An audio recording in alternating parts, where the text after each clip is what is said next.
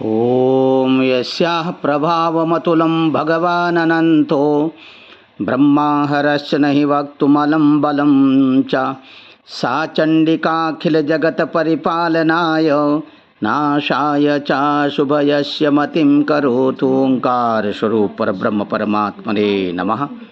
श्री गुरुचरण कमलेभ्यो नमः। जय ब्रह्मदेव, जय ब्रह्मदेव, जय जय ब्रह्मदेव। ब्रह्मर्षि ब्रह्म ज्योति ज्योतिष यूट्यूब चैनल में मैं आप सभी दर्शकों का हार्दिक अभिनंदन एवं स्वागत करता हूं। प्रिय दर्शकों, मैं फिर से उपस्थित हुआ हूं एक नया वीडियो लेकर के। ज्योतिष विषय ज्ञान वर्धन करने हेतु शुरू से लेकर अंत तक आप हमारी इस वीडियो को सुनें। यदि आप हमारे इस ब्रह्म ज्योति ज्योतिष यूट्यूब चैनल में नए हैं तो आप इसे ज़रूर सब्सक्राइब करें, लाइक करें और शेयर करें। दर्शकों, जैसा कि ज्योतिष विषय के इस अगाध ज्ञान को हृदयगम्य करने के लिए निश्चय ही आपको सीढ़ी दर सीढ़ी तो चलना ही पड़ेगा। यदि आपने एक सीढ़ी से दूसरी सीढ़ी में, दूसरी सीढ़ी से फिर तीसरी सीढ़ी में, तीसरी से फिर चौथी सीढ़ी में, इस तरह से अगर क्रमबद्धता पूर्वक चढ़ना सीख लिया तो समझो कि आप अपने उस जहाँ पर आपको जाना है अपने दरवाजे तक, तो आप निश्चय ही वहाँ आप पहुँचेंगे। वैसे ही यदि आप ज्योतिष विषय में नवीन विद्यार्थी के रूप में यदि प्रवेश कर रहे हैं तो बहुत सारी ऐसी कुछ ज्योतिष विषयक सामान्य जानकारियाँ होती हैं जो आपको करनी चाहिए। बिना सामान्य जानकारी के ज्योतिष विषय में प्रवेश करना ये निरर्थक प्रयास ही कहा जाएगा। इसलिए आज मैं आप सबका ध्यान इस ओर आकर्षित करना चाह रहा हूँ कि ज्योतिष विषय में प्रवेश करने से पहले आपको किन किन बातों की जानकारी होनी चाहिए। दर्शकों, ज्योतिष विषय में प्रवेश करने से पहले सबसे पहले तो आपको ये पता होना चाहिए कि ज्योतिष शब्द का जो शाब्दिक अर्थ है, ज्योतिष विषय यानी कि ज्योतिष का जो सब्जेक्ट है, इसमें ज्योतिष विषय मूलतः ये कहाँ से और किस व्यक्ति विशेष की अथवा किसी भी विषय अथवा उसके संदर्भ में जानकारी कराने वाला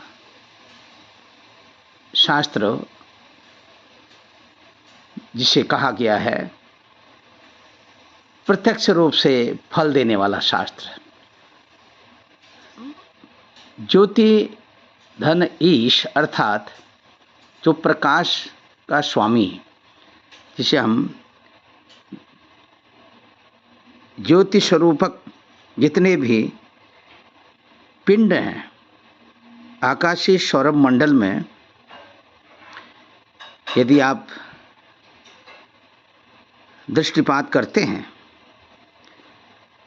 तो आकाशीय सौरभ मंडल में आप देखते हैं कि तमाम तरह के टिमटिमाते हुए तारे, ग्रह, नक्षत्र आदि आपके सामने में जिस तरह से दिखाई देते हैं, उससे आपके मन में एक नई अनुभूति, एक नई जिज्ञासा वो उमड़ पड़ती है। क्योंकि आकाश गंगा के रूप में जब आपका मन खुले गगन में, खुले आकाश में जब स्थिर हो जाता है तो आप उन ग्रह नक्षत्र और उन ताराओं के उन पुंज समूह को देखते रहते हैं, निहारते रहते हैं और फिर तमाम तरह की कल्पनाओं के जाल में खो जाते हैं। आखिरकार ये टिमटिमाते हुए ये तारे, ये नक्षत्र, ग्रह आदि, ये सब कैसे, किस प्रकार से मनुष्य के जीवन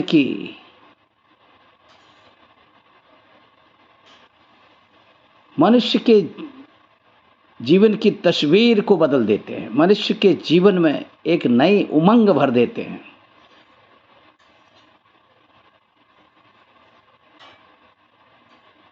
उसी क्षण वही व्यक्ति राजा की पदवी प्राप्त कर लेता है और दूसरे क्षणों में वही व्यक्ति इन्हीं ग्रह नक्षत्रों के प्रभाव से रंक बन जाता है। कभी राजा तो कभी रंक। ये बहुत ही सोचने और समझने वाली बात है। इसीलिए कब क्या होने वाला है और क्या कुछ होने वाला है जीवन में, इन सब बातों की जानकारी कराने वाला शास्त्र है ज्योतिष शास्त्र, अर्थात जो प्रकाश का स्वामी है।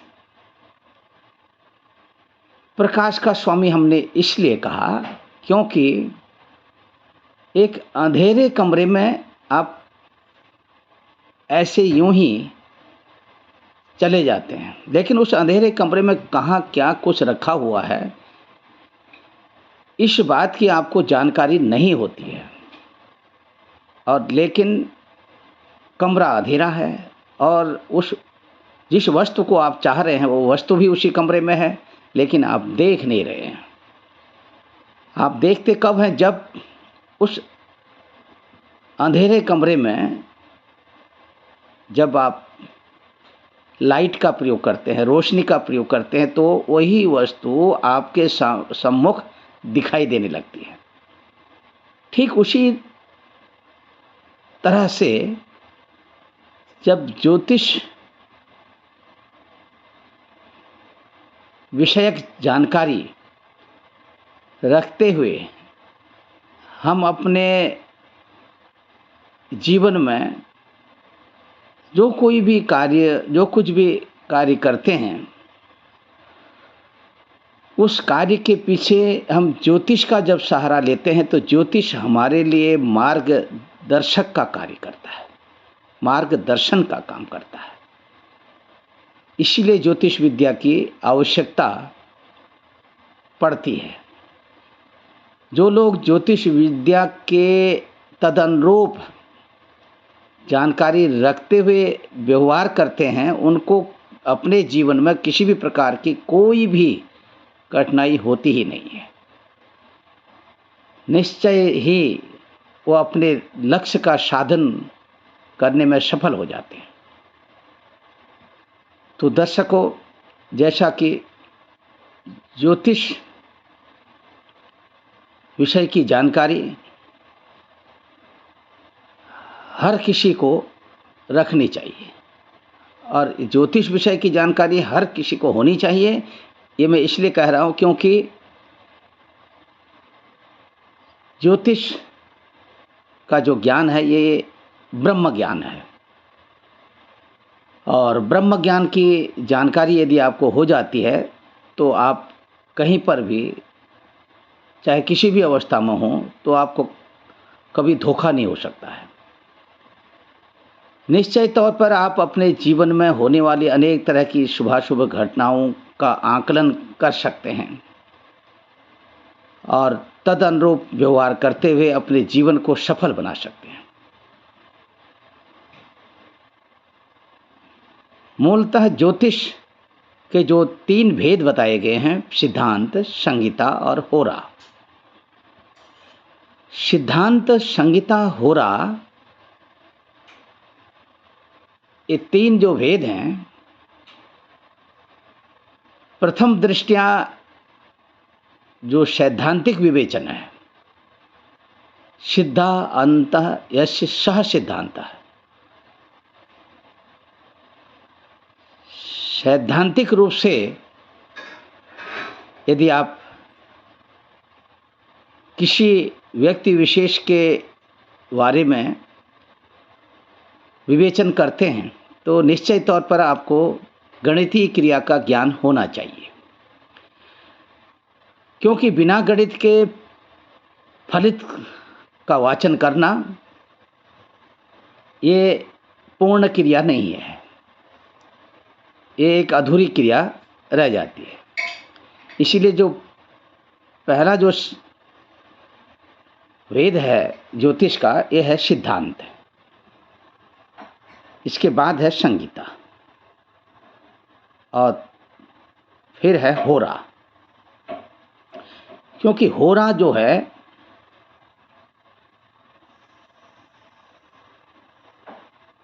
ये अहोरात्र शब्द से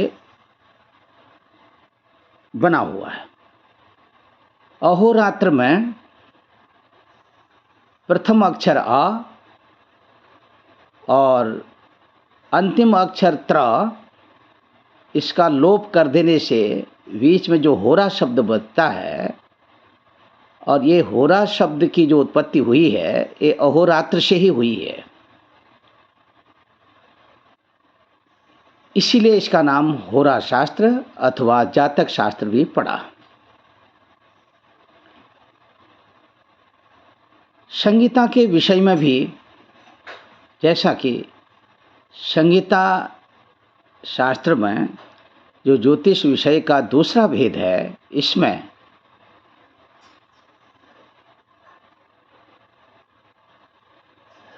अपने राष्ट्र, देश और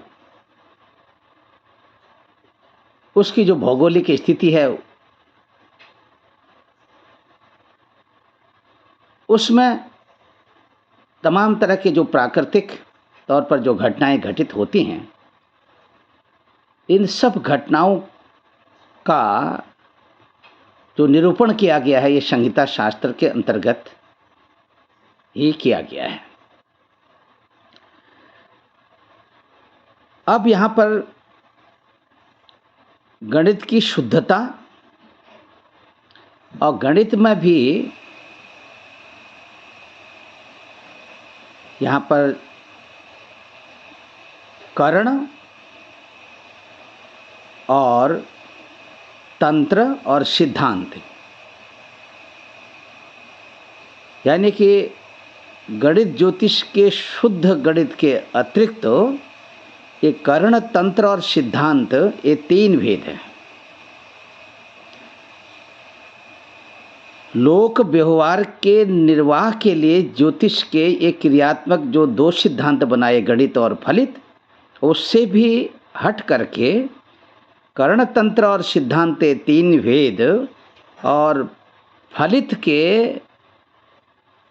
जातक और ताजिक मुहूर्त, प्रश्न एवं शकुन, ये पांच भेद यहाँ जातक शास्त्र में निरूपण किए गए। तो दर्शकों, जैसा कि प्रमाणिकता के तौर पर बहुत से ऐसे ज्योतिषी हैं जो इतना सारा गणित नहीं कर सकते हैं, लेकिन प्रयास तो करना चाहिए। गणित को सीखने का प्रयास करना चाहिए। यदि नहीं कर पाते हैं, नहीं उस ओर ध्यान आकृष्ट हो पाता है, ऐसी स्थिति में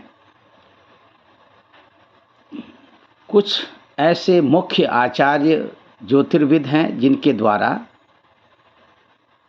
पंचांग का निर्माण किया जाता है।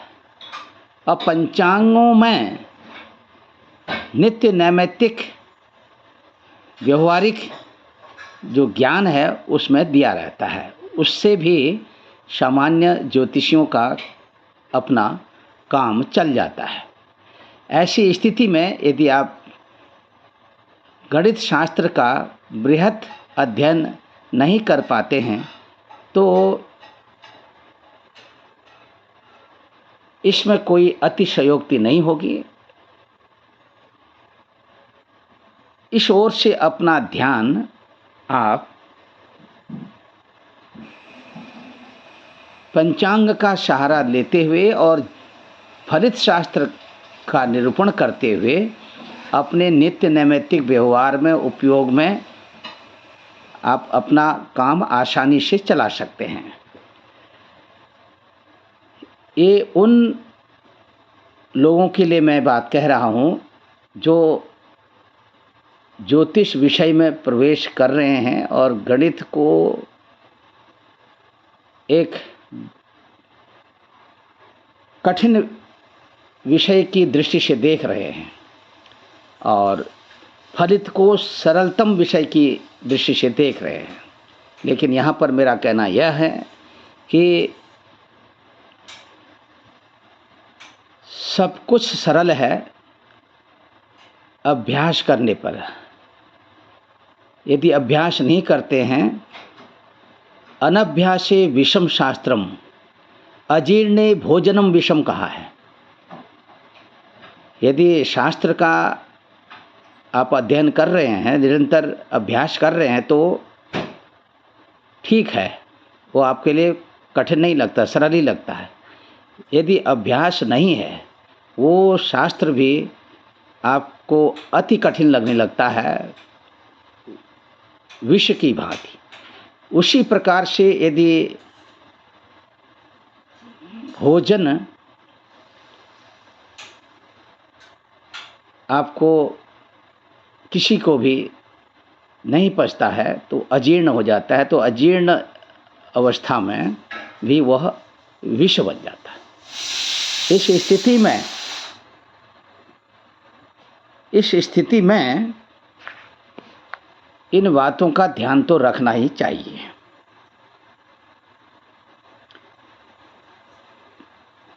पंचांग के विषय में जैसा कि मुख्य 5 बातों का यहाँ पर निरूपण किया गया है।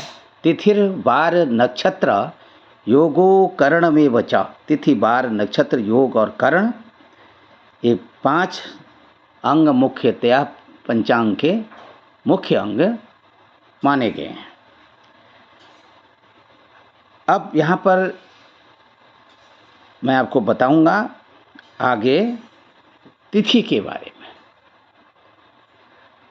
तो शुरू से लेकर अंत तक आप हमारी इस वीडियो को सुने। यदि अभी तक आपने हमारे इस ब्रह्म ज्योति ज्योतिष यूट्यूब चैनल को सब्सक्राइब न किया तो इसे आप ज़रूर सब्सक्राइब करें, लाइक करें, शेयर करें।